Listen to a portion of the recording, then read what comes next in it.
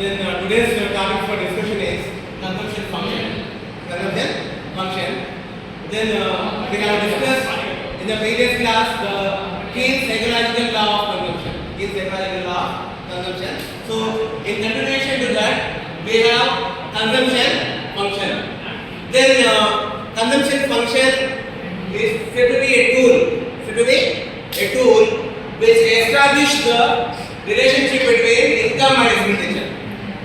Okay. Consumption function is said to be a tool which establishes the relationship between the income as well as the consumption of the individual.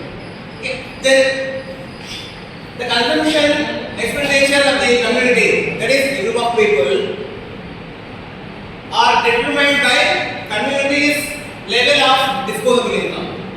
Okay. Here, according to the consumption function, the consumption expenditure of the community are determined by community's level of disposable income. Here, disposable income is the income which is left over after the payment of the personal taxes. Okay. For example, if you are earning 1 lakh per month, then out of your income you will be contributing for PPF, you will be paying tax to the corporation, you will be paying tax to the government, then you will be contributing to some other contributions like health insurance and so on.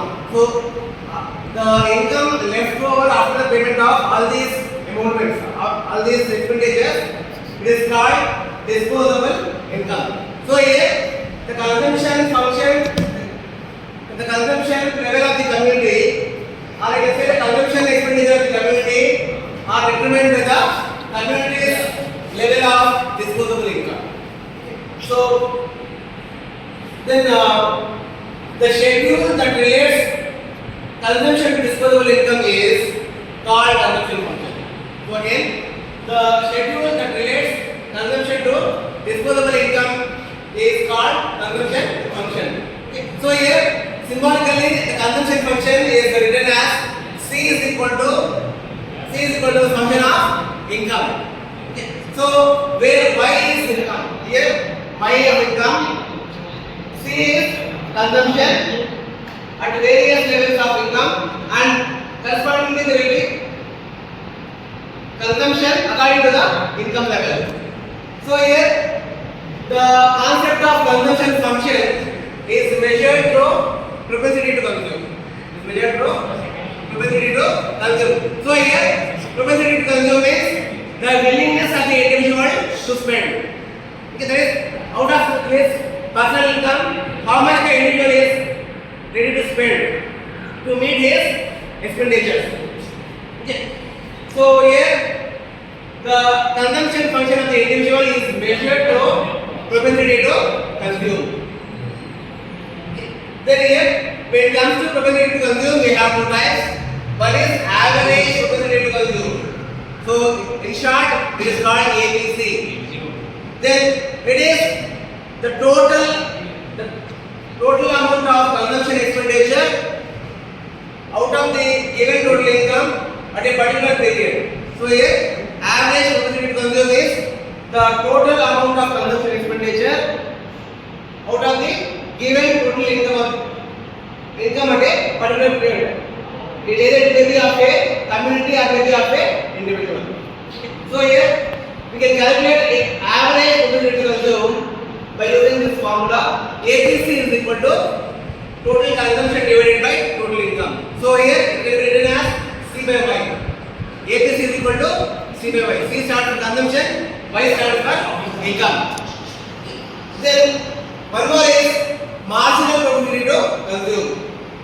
Then it is nothing but the incremental change in consumption as a result of a given increment in the income. Okay. Marginal propensity to consume means it is the increment change in the expenditure. Okay. Increment means additional change in the expenditure as a result of a given increment in the income. So again we have a formula for this. MPC is equal to additional consumption expenditure divided by additional income. Okay. So here we have a formula MPC is equal to delta C divided by delta Y. So So delta C here represents the increment in the consumption as well as increment in the income of the individual. So here to illustrate this, I have an example. For example, assume that the income of the individual is 1 lakh. Okay. Then the consumption is about 60,000. So here the ATC is equal to C by Y. So here the consumption is 60,000. Then the income is 1 lakh. So here 60% of the money income is spent on consumption expenditure. So for example, assume that now there is an increase in the income from 1 lakh to 1,50,000.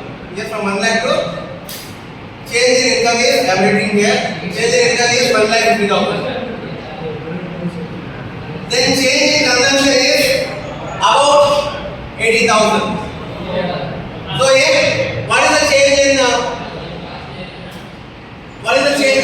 consumption?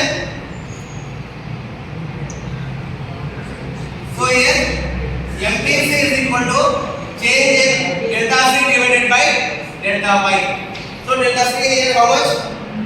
20,000 from the previous. Then change in the income is increase from 1 lakh to 50,000. So here 50,000 is the additional income. So 20,000 divided by 50,000 how much? Use your mobile.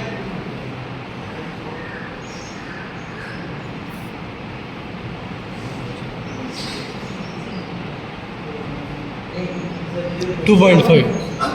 2.25. 0.4 means like about 40%. Okay. So here MPC is about 40%. If you calculate into percentage, it will come around 40%. Okay. So here this is how we can calculate ATC as well as MPC. ATC as well as MPC. Okay. Then here again, in continuation to the consumption function, the income of this family is divided into consumption and saving. That is, the income of the family is divided into consumption and saving. C plus S, consumption plus saving. Okay. So here, as well that of ATC and MPC, we also have calculation for savings. That is APS and MPS. APS stands for average remunerated to consume. So we have the formula, that is total savings divided by total income. Symbolically S by Y. S by Y. So it is the MPS. MPS stands for marginal propensity to save. So it is additional savings divided by additional income. That is delta S divided by delta Y. Okay. So we also have the formula to calculate the average propensity to save as well as marginal propensity to save also. Okay. Then here, since the MTS and MPC together constitute one, that is like out of the income, the consumption and the savings are derived. So here the MPS and MPC together constitute one. Okay. So we can find out one with the help of the other. That is MPS is equal to 1 minus MPC. MPS is equal to 1 minus MPC. That is these MPS and MPC are derived from one, that is income. So here we can derive MPS as well as MPC one out of another. Okay, that is here MPS is equal to 1 minus MPC. Like the same, to know the MPC, MPC is equal to 1 minus MPS. Okay, so we can derive the values one out of another. And then the other concept is consumption schedule. Consumption schedule. So here it is said to be the quantum, or you can say the percentage of consumption and saving at different levels of income, assuming the other is constant. Okay. So here consumption schedule is to be the quantum of consumption and saving. Consumption as well as saving out of the income at different levels of income. Then assuming other things remaining constant. That is treated as variables.